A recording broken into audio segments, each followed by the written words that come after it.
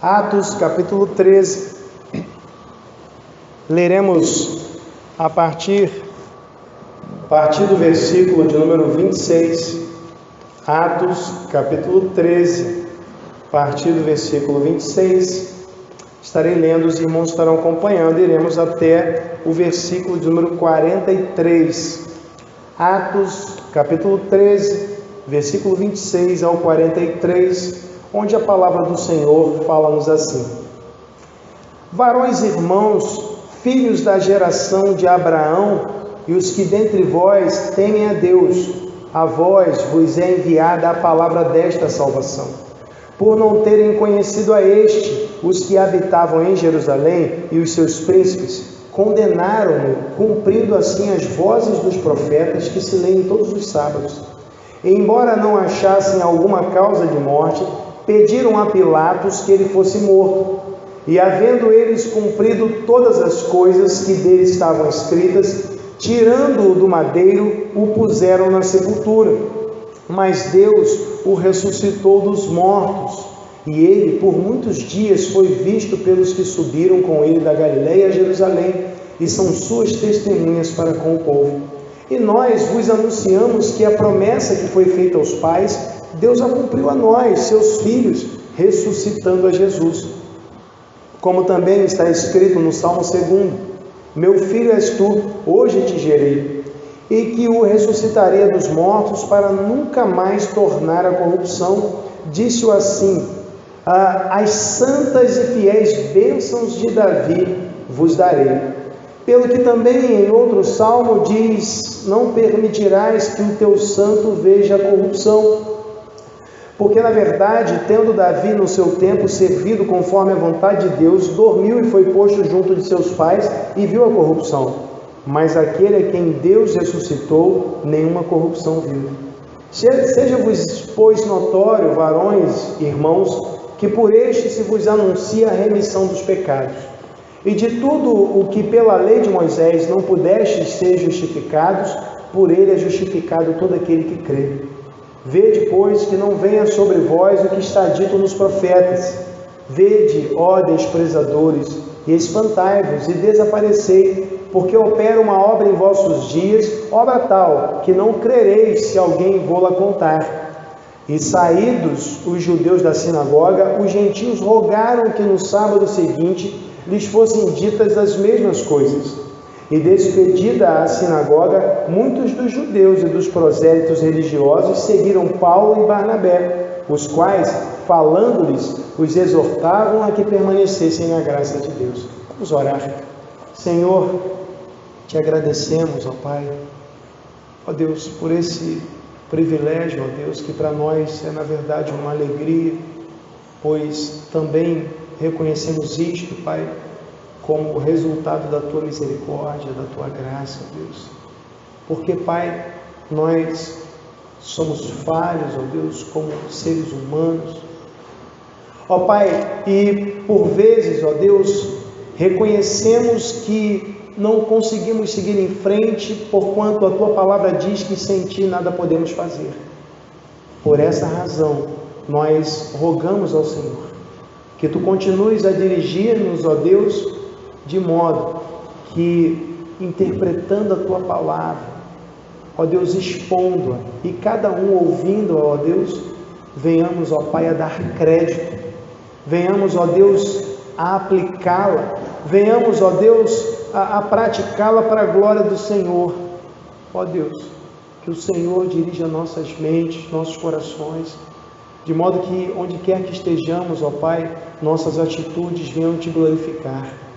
Ó Deus, e que neste momento em especial assim o façamos. Ó Deus, que cada um, Pai, possa estar atento. Ó Deus, que cada um de nós, ó Pai, estejamos desejosos, ó Pai, de aprender mais sobre Ti. Não somente, Pai, a título de informação ou de fortalecimento intelectual, mas, acima de tudo, ó Deus, para pôr em prática, ó Pai, aquilo que Te agrada, aquilo que Te glorifica. Meu Deus, em nome de Jesus, guia-nos, ó Pai, para que ao longo desta pregação, Senhor, ó Pai, possamos refletir e praticar. Que eu peço e agradeço em nome de Jesus. Amém. Você pode se assentar. Irmãos, como falamos pela manhã, a atividade fim da igreja é a pregação do Evangelho e a glorificação do Senhor. Nós utilizamos diversos meios para alcançar esse fim, mas não podemos fugir dessa realidade, porque é a nossa finalidade, é o nosso objetivo maior. Por essa razão, não há como nós não tratarmos de salvação. A salvação é o tema fundamental da Igreja de Jesus Cristo. Embora esse tema às vezes desapareça, embora às vezes esse tema não seja nem ao menos mencionado, porque por vezes as pessoas se interessam por outros assuntos, mas é o tema da igreja, a salvação. Até porque somente por causa dessa salvação é que nós estamos aqui e fomos inseridos na família de Cristo. Essa é a única razão para nós estarmos aqui. Não há outra razão para nós nos reunirmos e prestarmos culto, a não ser a salvação que nos foi concedida por Jesus Cristo. Nada, nenhuma outra atividade pode nos dar motivação para nos reunirmos, a não ser a salvação em Jesus Cristo. Por isso, a salvação deve ser a nossa temática principal e fundamental. Nesse texto que lemos, nós vimos Paulo falando sobre salvação, falando sobre a palavra da salvação, que é o que ele estava discorrendo nos versículos anteriores. Ele veio construindo o raciocínio até que pudesse apresentar a essência, apresentar a boa notícia. E por isso, nesta noite, irmãos, quero falar com os irmãos também sobre a palavra da salvação. A palavra da salvação. E a primeira coisa que quero destacar a respeito dessa temática é que a palavra da salvação, ela revela a tragédia da humanidade. Veja bem, o homem tende a achar que pode salvar a si mesmo. Temos essa tendência de acharmos que podemos alcançar o padrão de Deus por nossos próprios esforços. Temos essa presunção, essa prepotência de acharmos que podemos chegar a um ponto em que mereçamos a salvação em razão das nossas atitudes. Porém, sabemos que isso é uma grande mentira. Irmãos, Paulo, ao dar continuidade no seu sermão, no versículo 26, Paulo, ele começa dizendo: varões, irmãos, filhos da geração de Abraão, e os que dentre vós temem a Deus, a vós vos é enviada a palavra desta salvação. Veja, Paulo faz questão de incluir no seu discurso, como alvo do seu discurso, ele inclui tanto judeus como gentios, tanto judeus como não judeus, porque ele destaca os que temem a Deus. Ele não está mencionando os prosélitos, como aparecem no texto lá no finalzinho, os prosélitos, porque o prosélito era aquele que cumpria os ritos do judaísmo, inclusive a circuncisão. Ele se circuncidava. Mas o gentio, que apenas simpatizava com o judaísmo, ele não se circuncidava, porque a circuncisão era dolorosa. Já comentamos isso noutra ocasião. Imagina, você fazer uma cirurgia, ainda que uma pequena cirurgia de retirada de pele, mas uma cirurgia sem anestesia. Tenta imaginar aí. E ainda utilizando materiais não esterilizados ou rudimentares. Imagina aí a dor, né? A recuperação era difícil. Então, os não-judeus, os gentios, as pessoas do mundo grego, o greco-romano, muitas delas tinham medo, os homens, né? Tinham medo de se submeter a todos os ritos do judaísmo, porque teriam de se circuncidar. Então, esses eram chamados de tementes a Deus. Então, Paulo, no seu discurso, inclui a ambos, judeus e não-judeus. Ele fala os filhos de Abraão, ele fala aos tementes a Deus, e lá na frente nós vemos que havia prosélitos ali também, versículo 43 demonstra isso. Mas enfim, Paulo diz que a palavra da salvação, a salvação que for anunciada por João Batista, que ele mencionara no versículo os versículos 24 e 25, João Batista que falara a respeito do Messias, essa palavra, aquilo que João Batista anunciara, era destinado tanto a judeus quanto a gentios. Não era exclusividade dos judeus, mas era uma palavra para todos. Ele diz: a palavra desta salvação é destinada a vocês. Por quê, irmãos? Porque tanto judeus como não judeus precisavam de salvação. E quem precisa de salvação é porque não está salvo. E aí, irmãos, nós percebemos que a condição do homem não é uma boa condição. A condição do homem sem Cristo é a condição de se estar sem salvação e caminhando para o inferno. Essa é a condição do homem. Ontem estávamos evangelizando e entramos num bar, encontramos ali várias pessoas ali naquele bar se embriagando, e solicitamos a eles a oportunidade de apresentar o Evangelho, e eles atenderam o nosso pedido, inclusive abaixamos o som e pudemos ali com liberdade falar do Evangelho. Mas começamos, irmãos, destacando a condição do homem. Olha, a nossa condição não é boa, somos pecadores. E é assim que Paulo também começa. Todo ser humano já nasce precisando de salvação. Não pense que alguém nasceu salvo e quando crescer é que deixa de ser salvo. Não. Nascemos todos condenados. Essa é a tragédia da humanidade, que a palavra da salvação traz à tona. Perceba que, dando sequência, Paulo, ele fala a respeito dos judeus, embora ele esteja se dirigindo a um grupo misto. Ele diz no versículo 27, por não terem conhecido a os que habitavam em Jerusalém, está se referindo a Jesus, e os seus príncipes condenaram-no, cumprindo assim as vozes dos profetas que se leem todos os sábados. Que ironia, irmãos. Veja, os judeus todos os sábados, eles liam a lei, liam os profetas, mas eles não conseguiram identificar Jesus nessas profecias, e ironicamente eles se tornaram o cumprimento da profecia.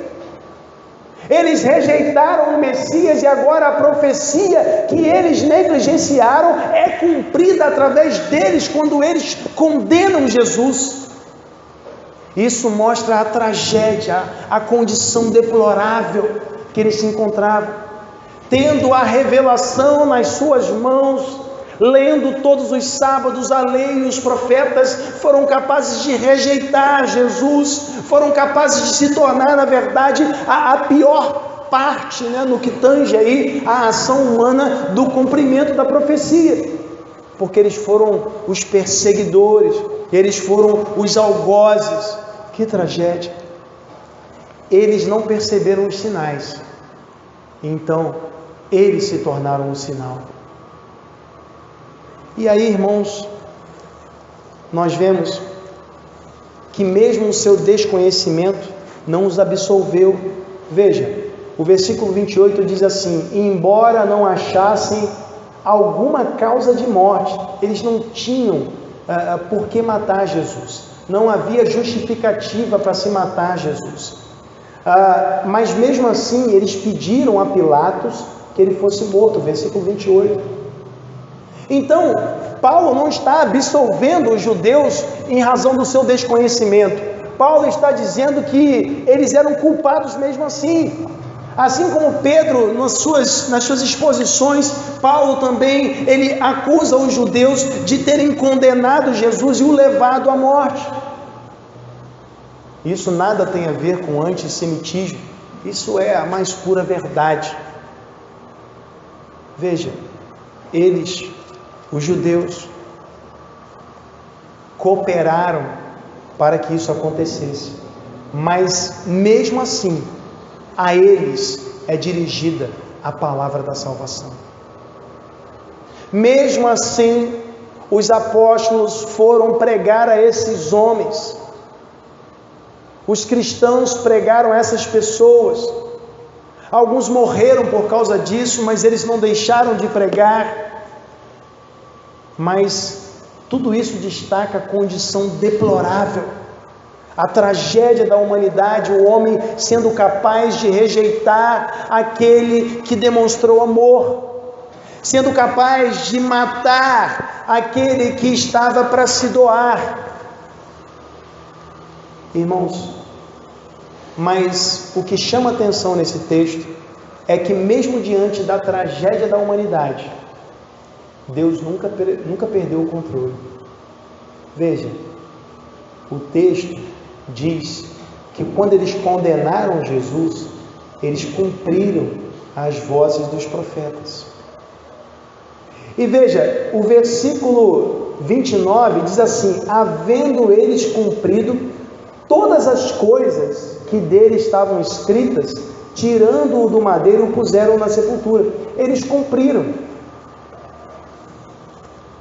Perceba que mesmo o homem, na sua condição deplorável, Deus ele continua controlando tudo, de modo que mesmo o homem ímpio, ele também contribui para que os planos de Deus se realizem. Porque o movimento que se desenrolou ao longo da história foi iniciado por Deus. Eles só mataram Jesus porque Jesus se encarnou e decidiu morrer. Jesus afirmou: a ninguém tira a minha vida de mim, eu mesmo a dou para tornar a tomá-la. Deus foi quem iniciou o movimento, irmãos, e eles reagiram à ação de Deus.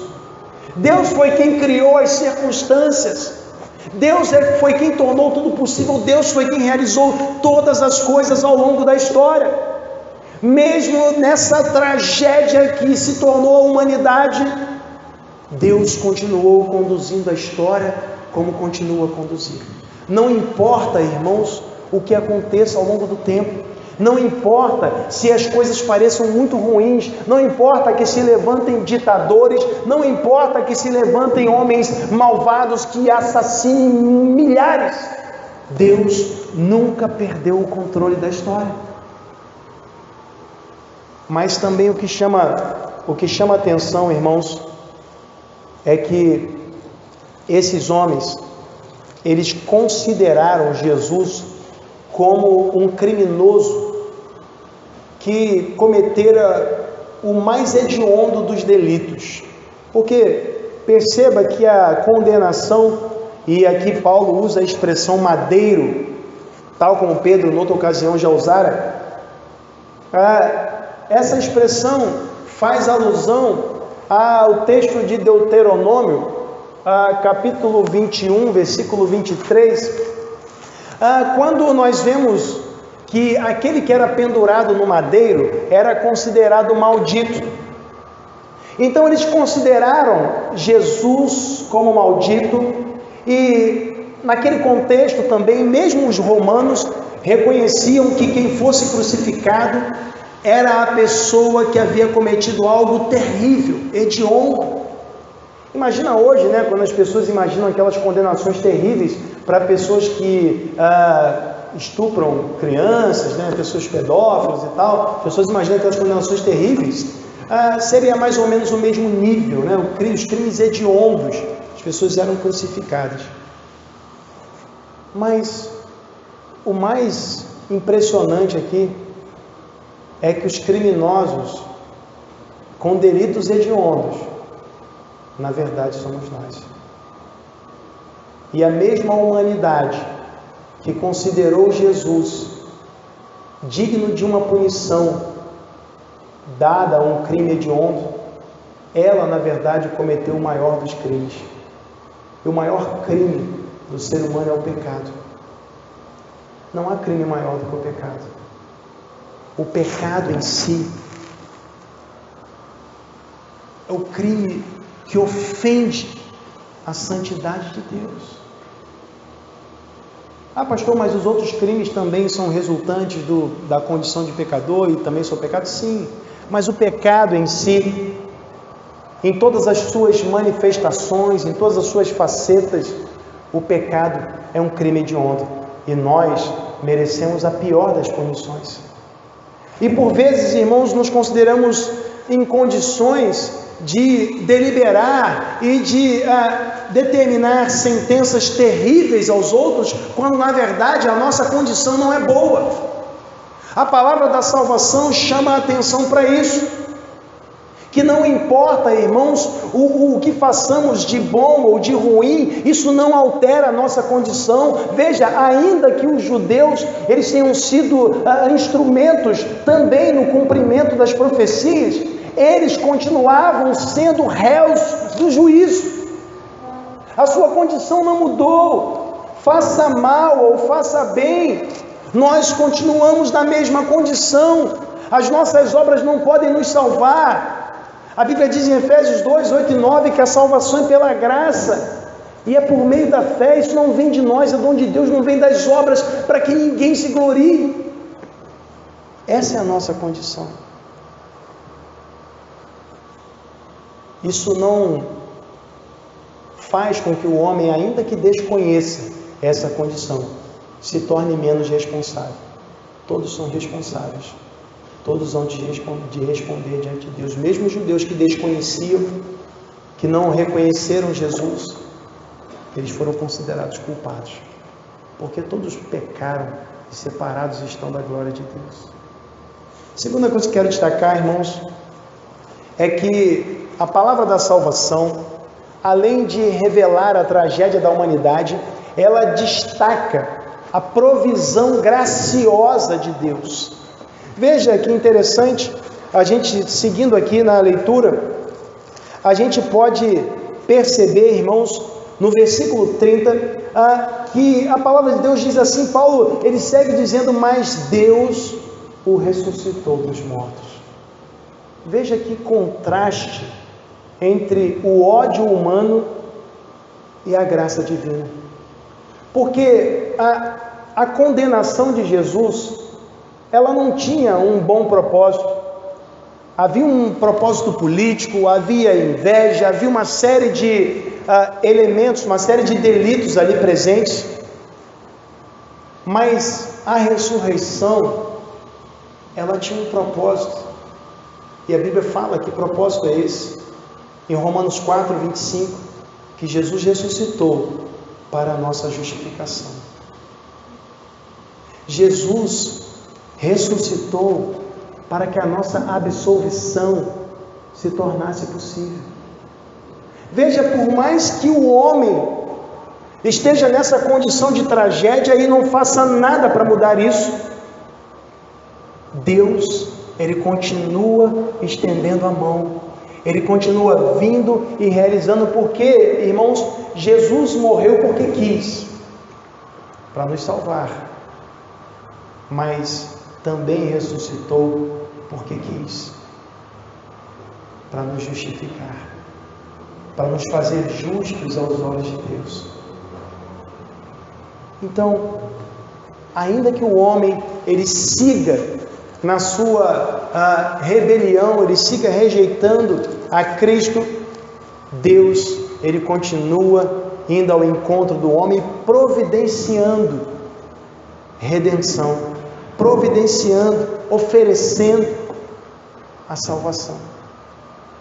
E aí, irmãos, o texto também diz, no versículo 31, que por muitos dias Jesus foi visto pelos que subiram com ele a Jerusalém e são suas testemunhas, né?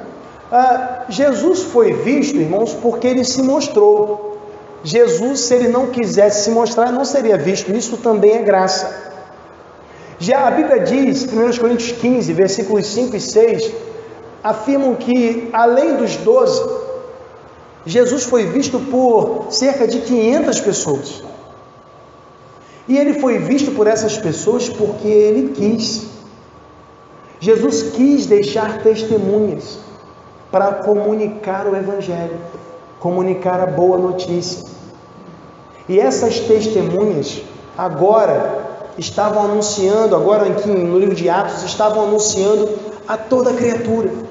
E aí, Paulo, ele fala, no versículo 32, e nós vos anunciamos que a promessa que foi feita aos pais, Deus a cumpriu a nós, seus filhos, ressuscitando Jesus.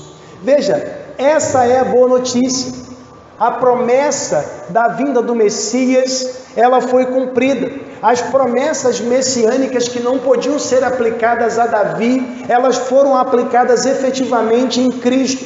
Jesus ressuscitou. Então, Paulo está dizendo, olha, Deus, ele cumpriu as suas promessas, ainda que o homem não cumpra as suas, ainda que o homem seja infiel, ainda que a condição humana seja essa tragédia, o homem acha que pode acertar, mas nunca consegue acertar, e continua em rebeldia contra o Senhor, e continua pecando e ofendendo a santidade divina, mas Deus prova o seu amor para conosco, em que Cristo morreu por nós, sendo nós ainda pecadores.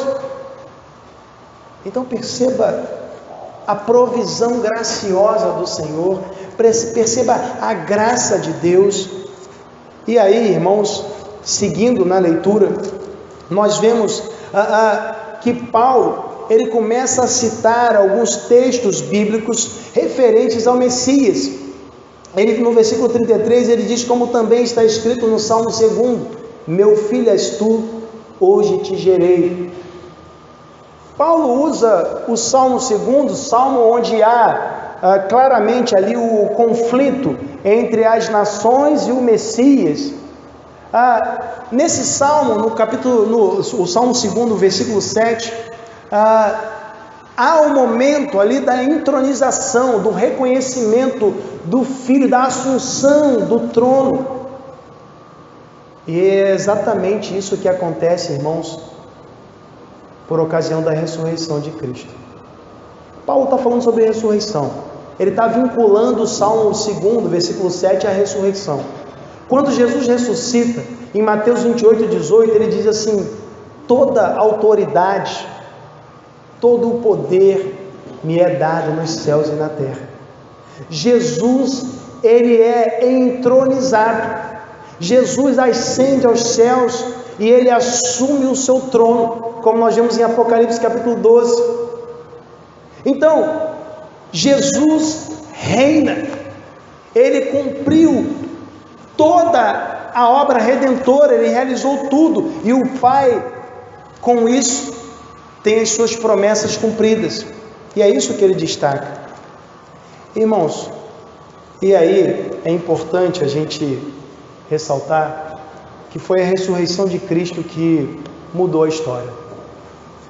Se não houvesse ressurreição, não haveria fé cristã, até porque havia uma promessa feita aos apóstolos. Se essa promessa não fosse cumprida, haveria a decepção dos discípulos do caminho de Emaús apenas. Sem a ressurreição não haveria justificação, ninguém poderia ser absolvido, porque nós sabemos que o salário do pecado é a morte. Se Jesus permanecesse morto, então ele continuaria pagando o preço. Mas como Jesus ressuscitou, todo o preço foi pago, de modo que nenhuma condenação há para os que estão em Cristo Jesus. É Deus mostrando graça a uma humanidade que não merece. E aí nós percebemos que a nossa condição não é o diferencial para Deus nos salvar. Como assim, pastor? Não é o fato, não, pastor, agora eu estou bonzinho, então agora de repente eu posso ser salvo. Não, a nossa condição, na verdade, é o diferencial para sermos condenados, porque nós somos pecadores. Mas o diferencial para a salvação é a graça de Deus. É a graça do Senhor. Deus não precisava fazer nada disso. Veja, o homem não fez nada nesse plano. Deus fez tudo. Deus, ele vem realizando todas as coisas.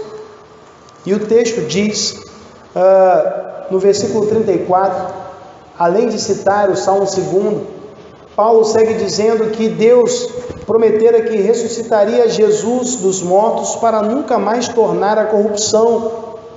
Esse mesmo Deus, ele afirmou assim, aí Paulo cita Isaías 55, versículo 3, as santas e fiéis bênçãos de Davi vos darei. Davi já havia morrido, havia promessas ali destinadas ao Messias que não tinham se cumprido. Logo, essas promessas não eram para Davi, mas eram para a descendência de Davi. Jesus era descendência de Davi. Então o texto diz, no versículo 35, pelo que também em outro salmo diz, não permitirás que o teu santo veja a corrupção. Isso Pedro citou no outro sermão. Ele está aqui citando o Salmo 16, versículo 10, dizendo que, embora Davi, no versículo 36 diz, porque na verdade, tendo Davi no seu tempo, servido conforme a vontade de Deus, dormiu, e foi posto junto de seus pais e viu a corrupção. Mas isso que ele está citando é um salmo de Davi, o Salmo 16, 10. Então, Deus não estava falando a respeito de Davi, que Davi não veria a corrupção da sua carne, ou seja, a degeneração. Não, ele estava falando do Cristo. E Jesus, irmãos, ele morreu, ressuscitou, mas nunca mais morreu de novo. É isso que Paulo está dizendo. Ele não voltou a morrer. Veja o versículo 37. Mas aquele a quem Deus ressuscitou, nenhuma corrupção viu. E aí eu chamo a sua atenção para uma verdade bíblica fundamental, que é a união com Cristo. Não sei se os irmãos se lembram dessa expressão, mas é algo que a Bíblia trata de maneira não tão evidente, mas é bíblico. A Bíblia diz assim: se alguém está em Cristo, nova criatura é. As coisas velhas já passaram, eis que tudo se fez novo. Irmãos, o Novo Testamento, ele foi escrito em grego. E o grego tem algumas características diferentes do português. Quando a gente diz em, a gente quer dizer um monte de coisa. Mas no texto grego aqui, quando diz em Cristo, tem uma preposição aqui empregada bem característica, que dá a ideia de estar dentro, no meio. Isso chama a nossa atenção, porque destaca, irmãos, que quando a Bíblia diz, e nos textos em que aparece isso, Romanos 8:1, nenhuma condenação para os que estão em Cristo, é a mesma preposição. Estamos dentro, estamos unidos com Cristo, irmãos. Somos um com Ele, e por isso nós somos absolvidos, por isso nós somos declarados inocentes no tribunal de Deus, não porque somos inocentes, nós somos culpados, mas por causa da inocência e do mérito de Jesus. Ele é inocente, Ele é justo, Ele tem méritos. Então quando nós nos unimos a Ele, nos tornamos um com Ele, irmãos, os méritos de Jesus são colocados na nossa conta. A justiça de Jesus é colocada na nossa conta. A inocência de Jesus é colocada na nossa conta. Então, ainda que não sejamos inocentes, por causa de Jesus, nós somos declarados justos no tribunal de Deus, de modo que a Bíblia diz: quem intentará acusação contra os escolhidos de Deus? É Deus quem os justifica, é Deus quem os declara justos. E essa justificação, ela acontece por meio da fé. Romanos 5:1, sendo, pois, justificados pela fé, temos paz com Deus. Porque se eu sou considerado inocente diante de Deus por causa de Jesus, então eu não estou mais condenado, eu não estou mais destinado ao inferno, por causa de Cristo. E agora, o que Cristo desfruta, eu também passo a desfrutar.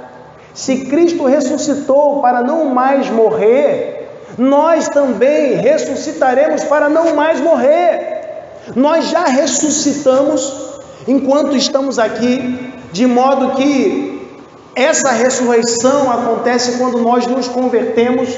E a Bíblia diz que as coisas velhas já passaram e tudo se fez novo. O velho homem morreu, nós ressuscitamos. Mas nós ainda havemos de ressuscitar no último dia para nunca mais morrer. E veja bem, se nós estamos unidos a Cristo e ressuscitamos aqui pela fé em Jesus, e essa primeira ressurreição é a nova vida em Cristo, irmãos, significa que nós nunca vamos morrer.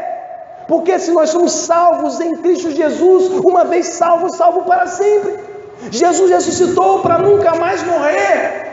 Nós ressuscitamos em Cristo para nunca mais morrermos. Como diz Efésios 1:3, em Cristo Deus nos abençoou com toda sorte de bênçãos espirituais nos lugares celestiais. Então, veja, tudo isso é resultado da graça. Não fizemos nada para conquistar isso, não se pode conquistar a salvação. E esse é o terceiro ponto que eu quero destacar, irmãos. Terceira coisa que eu quero destacar a respeito da palavra da salvação, além do fato dela revelar a tragédia humana, além do fato dela destacar a provisão graciosa de Deus, a palavra da salvação, ela destaca a incapacidade humana de salvar a si mesmo. Somos incapazes de nos salvar. Não podemos nos salvar. Veja, e é a respeito disso que Paulo segue falando. Ele diz assim no versículo 38, seja-vos, pois, notório, varões, irmãos, que por este se vos anuncia a remissão dos pecados. E com remissão aqui Paulo quer dizer perdão. Quem precisa de perdão, irmãos, é quem cometeu algum delito. E veja bem, quando você erra com alguém, o perdão dessa pessoa depende de você ou da outra pessoa? Não, pastor, depende do que eu vou falar. Não, às vezes você pode chegar lá e ser bonzinho, pedir perdão, e a pessoa fala, não perdoa, não quero. A concessão do perdão depende da parte ofendida, não depende do ofensor. Então, irmãos, se o ponto destacado por Paulo aqui são os pecados, quem é a parte ofendida? Deus. Por isso que os fariseus se admiraram quando Jesus afirmou perdoar pecados, quando Jesus perdoava pecados, porque eles se surpreenderam. Poxa, está dizendo que é Deus? O pecado é uma ofensa contra Deus, como Jesus perdoa pecados? E Jesus perdoava pecados e perdoa porque Ele é Deus. Mas então, se a parte ofendida é Deus, e nós precisamos do perdão, sabemos que não depende de nós, depende de Deus. E veja, Paulo deixa claro, ele diz que por este se vos anuncia a remissão dos pecados, ou seja, por meio deste, por meio de Jesus, é que o homem encontra o perdão para os seus pecados. Se a parte ofendida é Deus, é do jeito de Deus que a ofensa será perdoada. Depende da parte ofendida. E aí, seguindo, Paulo diz no versículo 39, e de tudo o que pela lei de Moisés não pudestes ser justificados, por ele é justificado todo aquele que crê. Paulo faz uma afirmação, irmãos, que para os judeus ali, para todos que ouviam, era uma afirmação forte, porque eles viviam buscando se alinhar à lei, buscando praticar a lei, tentando encontrar a justificação pela lei. Mas a Bíblia diz, o mesmo Paulo fala em Gálatas 2,16, que pelas obras da lei nenhuma carne vai ser justificada. A lei, ela não ela não pode tornar o homem justo. Só que aí, irmãos, isso nos faz pensar. O Salmo 19, versículo 7, fala que a lei do Senhor é perfeita. Então, como a lei não pode justificar alguém, como a lei não pode tornar alguém justo, se a lei é perfeita? Há quem pense que o problema era a lei. Não, porque no tempo da lei, Deus era malvadão. E depois, na época da graça, Deus ficou bonzinho. Mas, irmãos, a lei revela o caráter de Deus. O homem não consegue se alinhar, se adequar a esse caráter. O homem é pecador, é incapaz disso. Então aí nós percebemos, irmãos, que o problema não está na lei. O problema está naquele que tenta observar a lei. O problema está no homem. A imperfeição não é da lei, a imperfeição é do homem. O homem não consegue, irmãos, nós nunca vamos conseguir observar a lei na íntegra, por mais que nós tentemos. É óbvio que isso não é a razão para que nós vivamos numa libertinagem, para que nós, vou fazer então tudo que eu quiser. Não, nós devemos continuar perseguindo esse ideal, sabendo que enquanto carne não conseguiremos alcançá-lo. Mas isso apenas revela que a salvação não pode ser alcançada por méritos humanos. Nós não podemos nos salvar.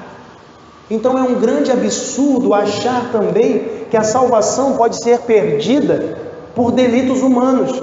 Porque se ela não pode ser conquistada por obras humanas, como ela pode ser perdida por essas mesmas obras? O homem só pode ser salvo pela graça.